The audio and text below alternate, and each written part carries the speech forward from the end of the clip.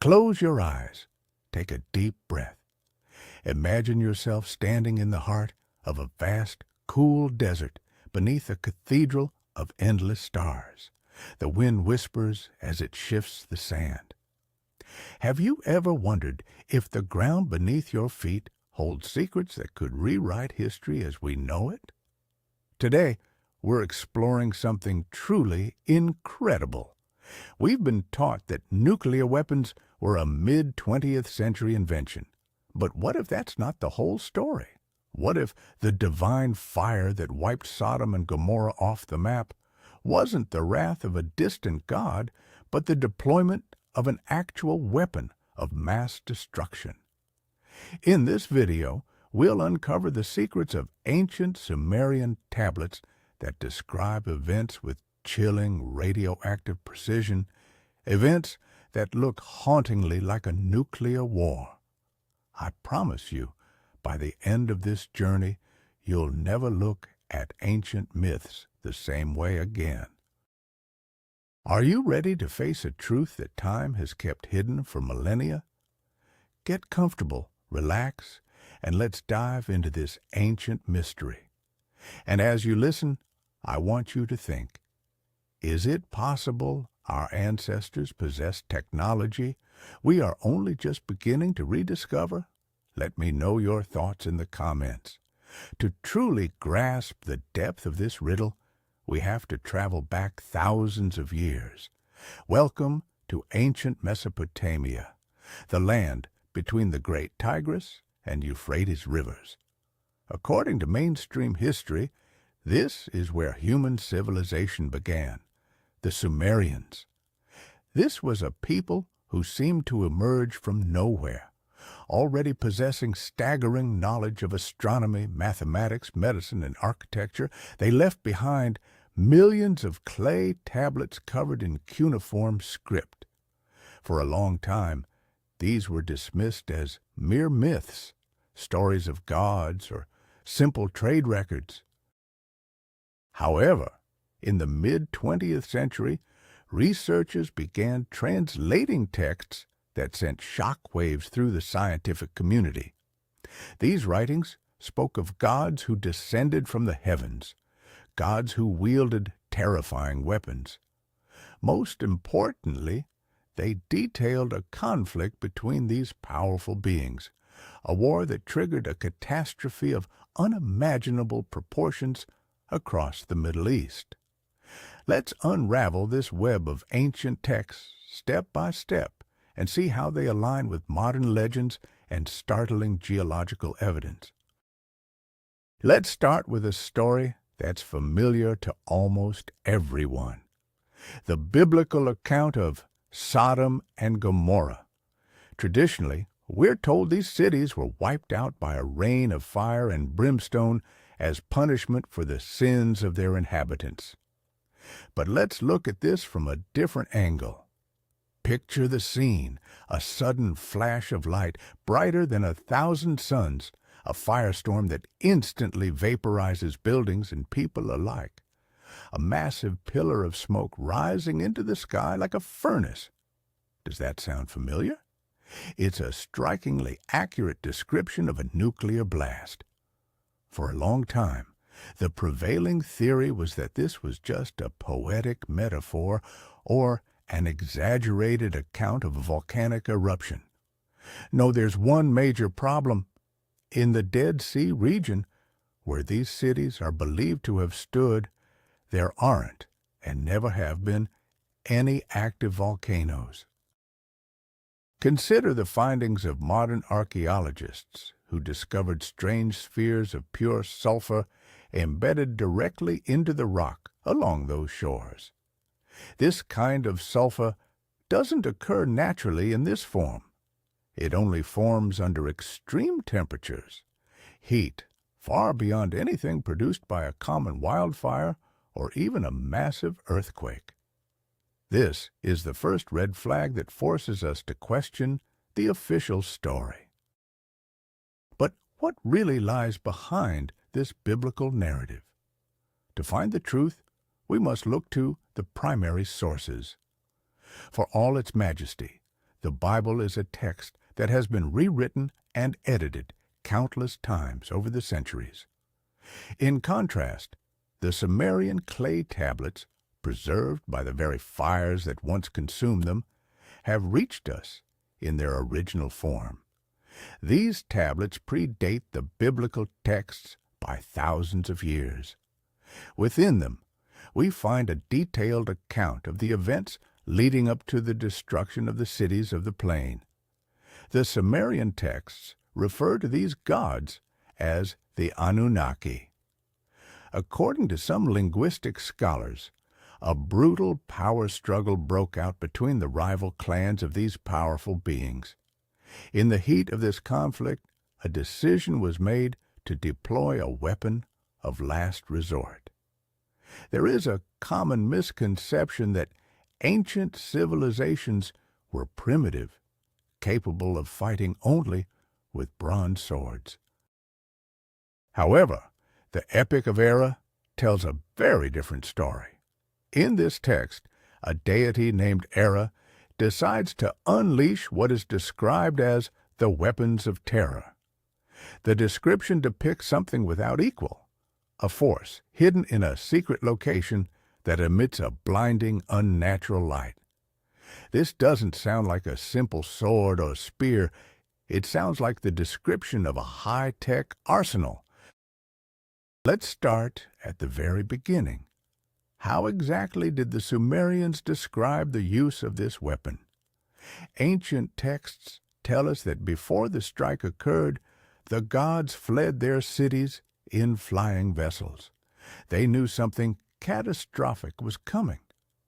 The Epic of Erra contains chillingly precise accounts. It states that once the weapon was unleashed, it scorched the earth so severely that not only did the people vanish, but the soil itself could no longer support life. Think about that for a moment. If it were just a wildfire, nature would have eventually recovered. Ash usually acts as a fertilizer. But the Sumerians describe a total, absolute deadening of the land that lasted for centuries. To dispel the myth that this was merely a severe drought, consider modern examples like the Chernobyl exclusion zone or the Nevada test sites. Wherever nuclear weapons are used or massive radiation is released, the land becomes uninhabitable. The very structure of the soil is fundamentally altered. Without a word for radiation, the Sumerian chroniclers described its effects perfectly. They spoke of an invisible force that poisons the water and leaves the earth barren. It's a haunting coincidence, one that challenges anyone capable of looking at these ancient texts with an open mind. As we delve deeper into these mysteries, let's focus on one specific location. Sumerian texts speak of a site that was the primary target of an ancient strike, a place described as a spaceport for the gods. After analyzing ancient maps and manuscripts, many alternative historians have concluded that this facility was located right in the heart of the Sinai Peninsula. According to legend, this was a vital communications and flight control hub, one that an opposing faction was determined to wipe out at any cost. And this is where things get interesting. There's a common misconception that the Sinai has always been a barren, lifeless desert, but geological evidence suggests a very different story. Take, for example, a remarkable discovery in the central Sinai, a vast area covered in scorched, blackened stones. These aren't typical volcanic rocks.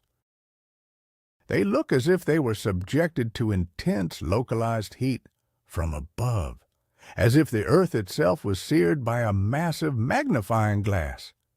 Even more striking are the patches of sand fused into shards of greenish glass. This is the exact same type of glass found at the Alamogordo test site in 1945, immediately after the world's first atomic blast. Diving deeper into the rabbit hole of history, we return to the Dead Sea Valley, the site of the legendary cities of Sodom and Gomorrah. Ancient texts suggest these cities might have been collateral damage, caught in the path of a devastating blast, or perhaps serving as secondary targets. The biblical account of Sodom's destruction includes a particularly chilling detail: the fate of Lot's wife. The angels who came to rescue Lot's family warned them to flee and never look back. But Lot's wife disobeyed. She turned to witness the destruction of her home and was instantly transformed into a pillar of salt.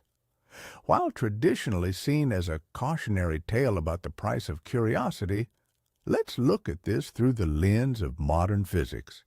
Consider the effects of thermal radiation during a nuclear explosion. If someone is standing a certain distance from the epicenter and looks directly at the flash, they aren't just blinded. The extreme heat instantly vaporizes the moisture in their body. Since the human body is roughly 70% water, such a sudden, intense burst of heat would leave behind only minerals, salts, and calcium. Lot's wife didn't literally turn into table salt. Instead, her body likely underwent instantaneous crystallization and calcification, triggered by a massive thermal wave. The ancients described it the only way they could understand. She became a white pillar of minerals. But the fallout from this strike wasn't limited to the Sinai Peninsula and the Dead Sea. This brings us to the darkest chapter of the Sumerian Chronicles. Prevailing winds from the west picked up an invisible death, carrying it eastward toward the thriving cities of Sumer. Ancient texts refer to this phenomenon as the evil wind, and it wasn't just a metaphor. The descriptions are chillingly precise. This wind didn't snap trees or tear down walls. It was silent, almost imperceptible. But wherever it swept through, people dropped dead in the streets. We should clear up the misconception that this was simply a plague or an outbreak of cholera. Such diseases take time to spread and present very differently. A stark account of the evil wind can be found in the Lament for Erra. The text describes people coughing up blood, their skin breaking out in hideous sores, and their hair falling out. It says their bodies burned from within, even though no fire was visible. River water turned bitter and toxic. There was no escape. Even the gods, those who had remained in their temples, were forced to flee in terror, for this invisible weapon spared no one. What the Sumerians were describing wasn't a disease. These are the textbook symptoms of severe acute radiation poisoning caused by radioactive fallout. Imagine the terror of those living in the ancient world's first great metropolis.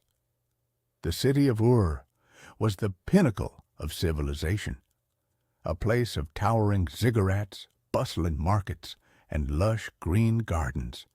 Then, without warning, the sky darkened. An invisible curse descended upon the city. The ancient texts, known as the Lament for Erra, are hauntingly vivid. They describe mothers forced to abandon their own children because they were powerless to help them. They tell of the wealthy and the poor alike, rotting alive inside their homes.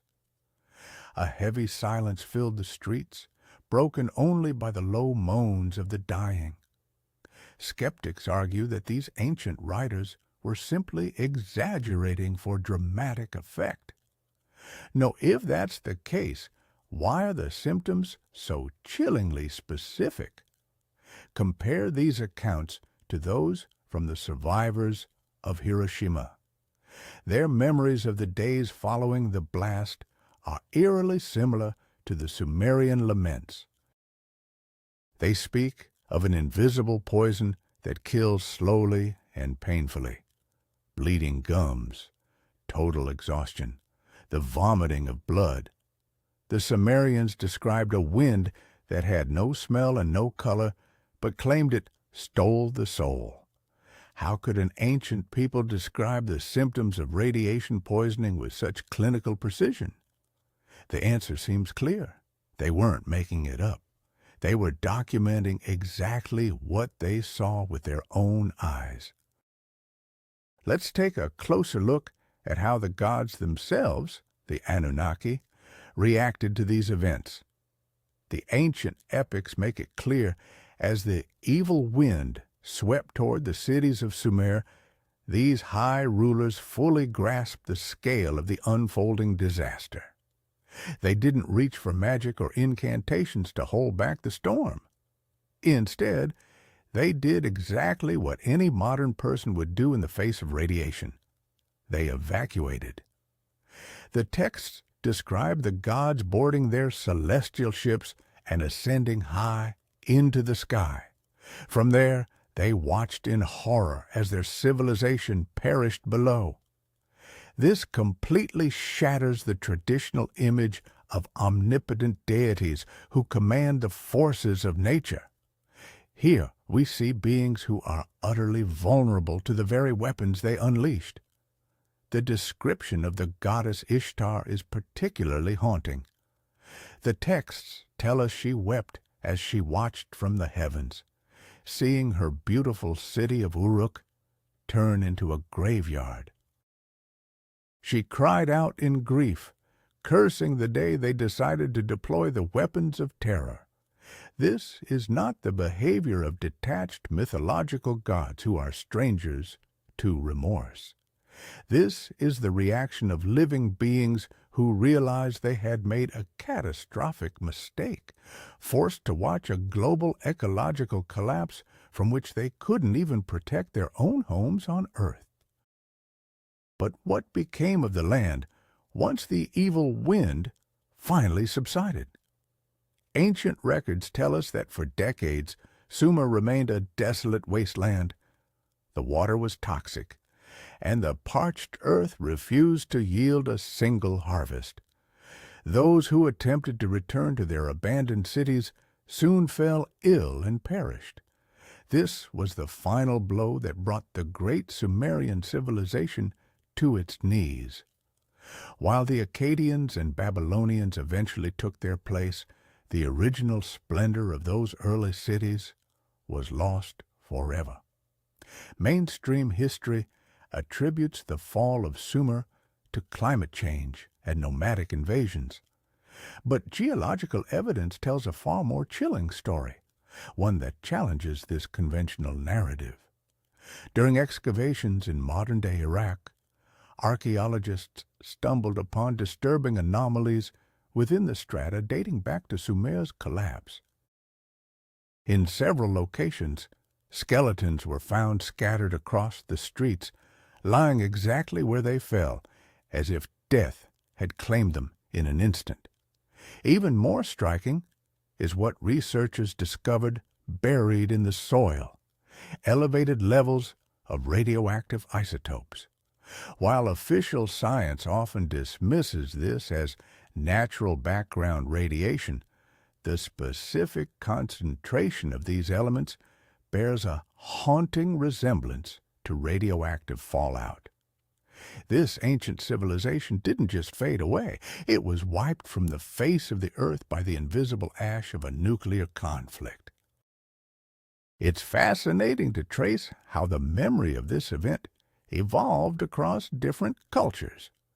What the Sumerians documented as a war between advanced beings and radioactive fallout eventually hardened into religious dogma.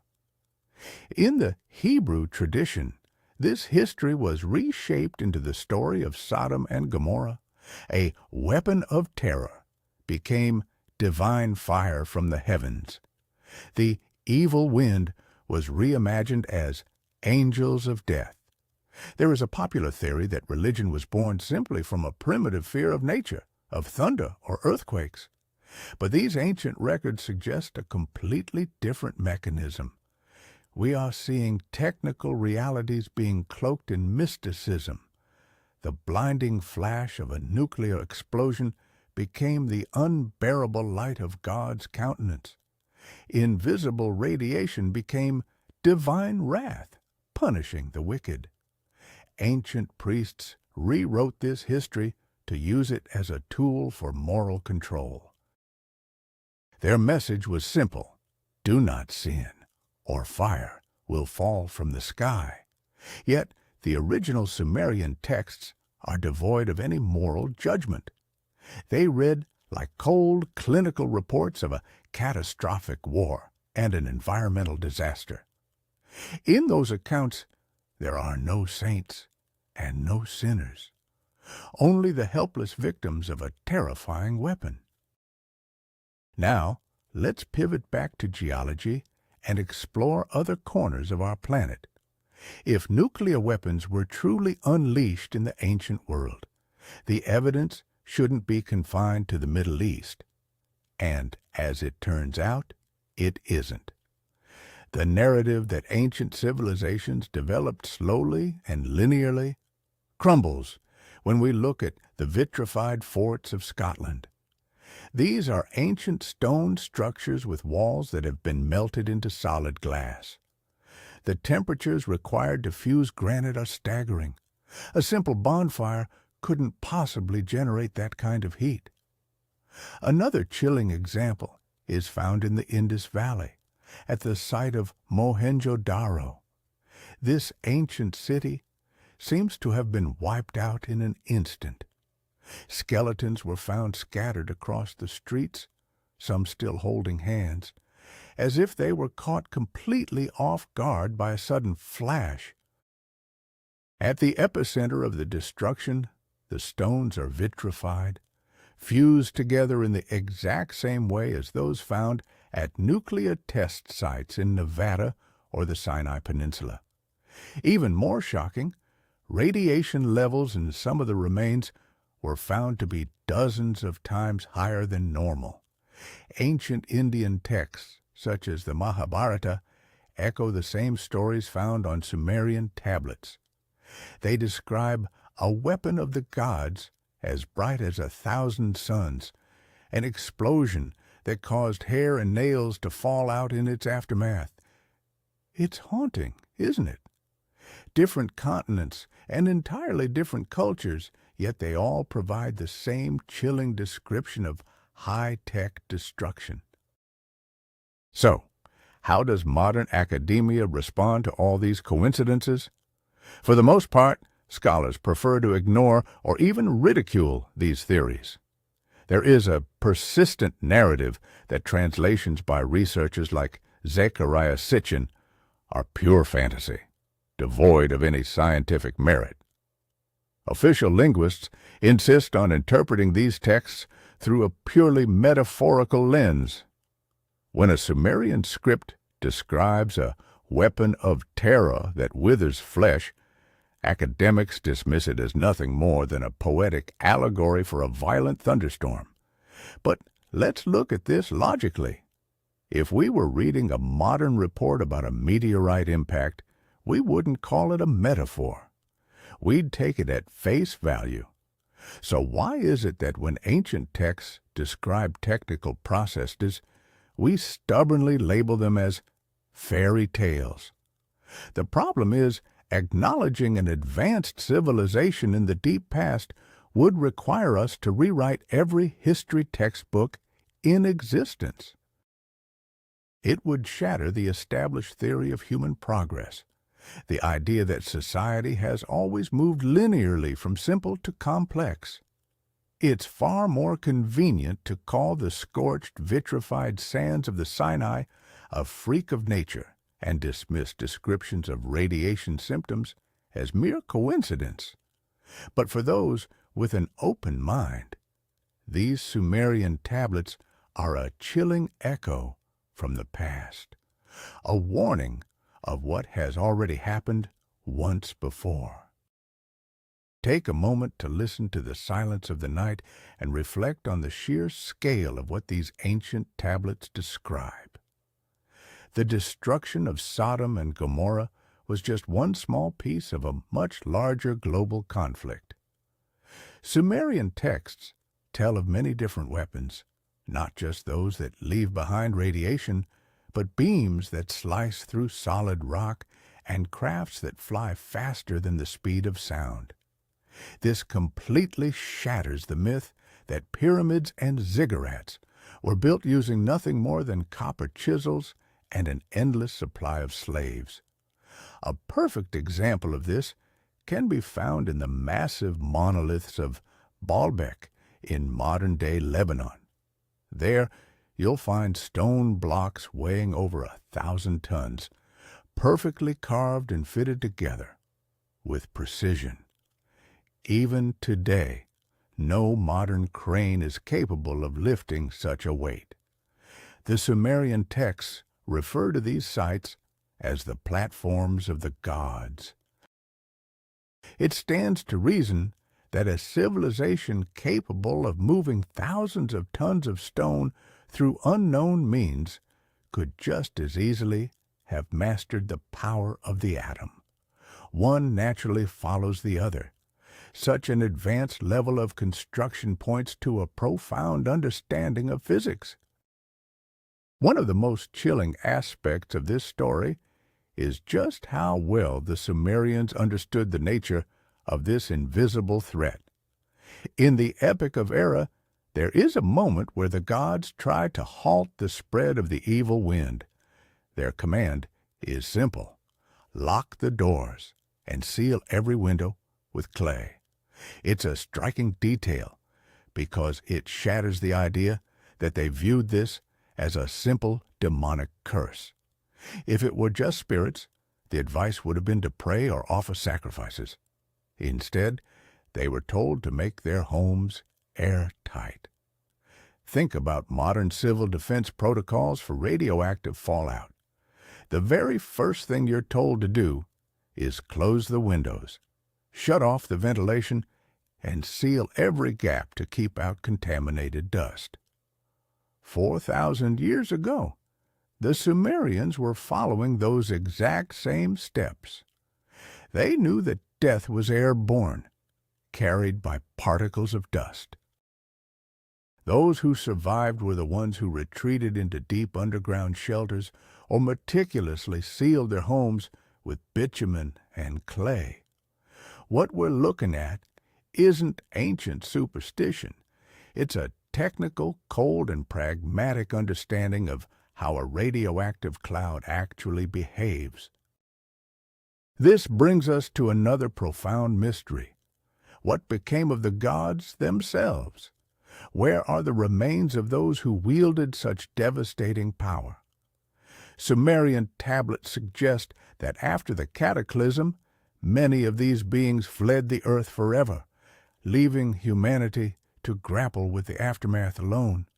Yet, some stayed behind. Legends tell of them eventually fading into extinction or quietly merging into the human gene pool. But the most striking evidence of their enduring legacy lies in the elite dynasties of the ancient world. From the pharaohs of Egypt to the monarchs of Babylon and the kings of ancient India, these rulers all claim divine, otherworldly bloodlines. It is possible they were the direct descendants of those who once controlled that terrifying technology. But as the world's infrastructure crumbled, that knowledge was lost, and Earth was plunged into a new dark age. The survivors were forced to start over from scratch, clinging to nothing but fragmented memories of great flying machines and a fire that consumed the world. We, the people of today, may very well be the descendants of those who endured that ancient nuclear winter, slowly rebuilding civilization piece by piece from the ashes of a forgotten and majestic past. As you drift off to sleep, imagine radioactive dust slowly settling over the ruins of the great ziggurats of Ur and Uruk. The cities are empty now, Desert sands relentlessly reclaim the streets, burying every trace of the tragedy beneath a heavy, golden shroud. Nature is taking back what was hers, but she is in no hurry. Centuries pass before nomads return to these lands. They see massive mounds, the tombs of dead metropolises, and weave haunting legends about them. They find shards of glass in the sand and fashion them into talismans, never realizing they are holding the frozen fire of death. Let's dispel the myth that time destroys everything. On the contrary, time preserves the truth for those brave enough to seek it. Take the ancient clay tablets, for instance. The very fires intended to consume them only baked the clay, turning it as hard as stone. The flames immortalized these texts for all eternity. It's a bitter irony, isn't it? The fire that brought down a civilization preserved its final cries for help. These tablets lay buried for millennia, waiting for the day humanity would rediscover atomic energy and finally understand exactly what those ancient Sumerians were screaming about. Have you ever wondered why this subject feels so urgent today? Perhaps it's because we are standing on the exact same threshold the Anunnaki faced thousands of years ago. We have built up arsenals capable of destroying our planet dozens of times over, yet we cling to the dangerous myth that modern humanity is far too rational to ever use them. We put our faith in systems of checks and balances, but the constant reality of local conflicts and global crises proves just how fragile our world truly is. The ancient gods of Sumer likely thought they were in control, too. The Epic of Erra describes the long, agonizing debates that took place before their weapons were ever deployed. They hesitated. They understood the consequences, but in the end, the fear of losing power proved stronger than common sense. The button was pushed. The weapons of terror were unleashed. When we read these ancient texts, we are looking into a mirror. The Sumerian accounts of ancient warfare are not just bedtime stories. They are a warning sent across the millennia, a warning that advanced technology is no guarantee of wisdom, and that an entire civilization can be reduced to ash in a single day.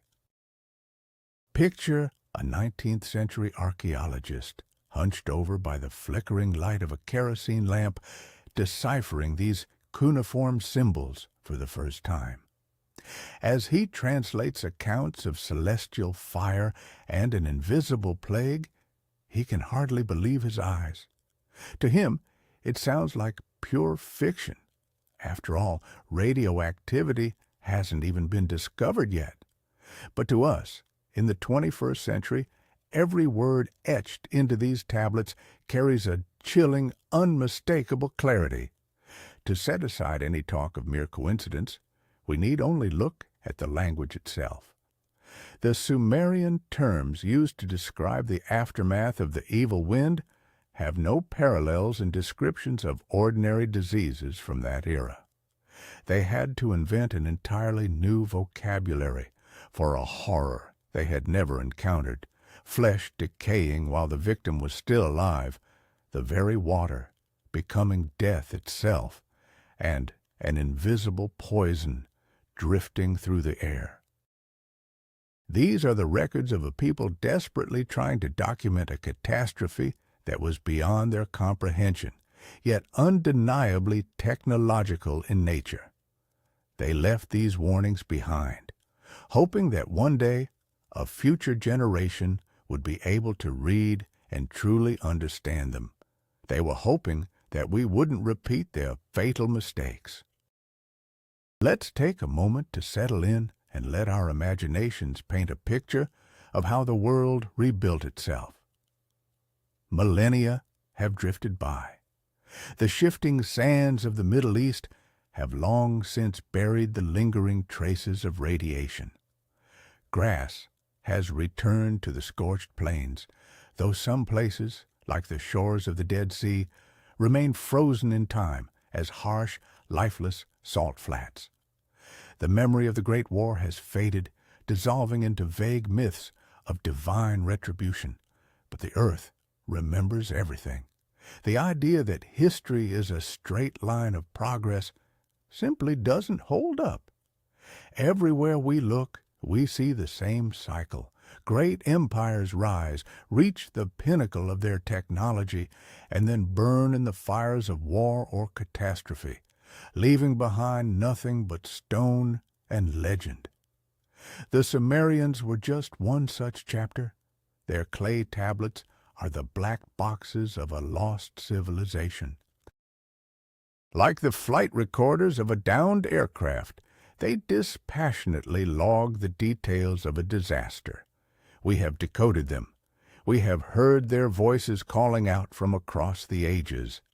Now, the only question is, what will we do with this knowledge? Will we finally learn the lesson of Sodom and Gomorrah by uncovering their true nature, or will we continue to treat it as nothing more than an old-fashioned fairy tale? As our journey through ancient Mesopotamia comes to a close, feel your breath settle into a slow, steady rhythm. You are safe, here in your own time. The mysteries of the past remain tucked away beneath the weight of warm desert sands. Tales of gods descending from the heavens, of their flying chariots and fearsome weapons, simply fade into the stillness of the night. We may never know for certain who these beings were. Visitors from distant stars, survivors of a lost civilization, or perhaps a vision of the future through the eyes of the ancients. Yet the evidence remains. The vitrified glass of the deep deserts, the sulfur spheres of the Dead Sea, and the chillingly accurate descriptions of radiation sickness found in 4,000-year-old texts. It all weaves together into a haunting, magnificent tapestry of humanity's forgotten history. Let these secrets carry you now into a deep, restful sleep. A sleep where you can drift through time, witnessing the grandeur and tragedy of lost eras from a safe distance, realizing just how fragile and precious our life today truly is. Such are the incredible, haunting secrets buried within ancient Sumerian clay tablets. For millennia, the story of God's wrath raining down on Sodom and Gomorrah was seen as nothing more than a powerful biblical metaphor.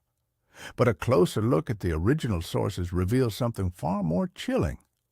A detailed account of weapons of mass destruction used in the distant past. We've traveled together from the mysterious vitrified sands of the Sinai to the harrowing descriptions of radiation sickness in the Lament for Erra. It's a radical shift in how we perceive our own history, isn't it? It suggests that we might not be the first civilization on this planet to split the atom, and sadly, not the first to turn that power against ourselves. This story reminds us that history moves in cycles, and that technology without wisdom only leads to cities turned into pillars of salt and radioactive ash. I hope this journey into the mysteries of Mesopotamia was fascinating and helped you unwind. Thank you so much for spending this time with me and for watching until the very end. If you enjoyed this historical investigation, please subscribe to the channel so you don't miss our upcoming sleep stories. And don't forget to leave a like. It truly helps the channel grow. Now, I have a question for you. Who do you think the Anunnaki really were? Were they a highly advanced lost civilization from Earth's own past? or visitors from another world. Share your thoughts in the comments. I'd love to read what you think. Good night, and may your dreams be filled with only the kindest of mysteries.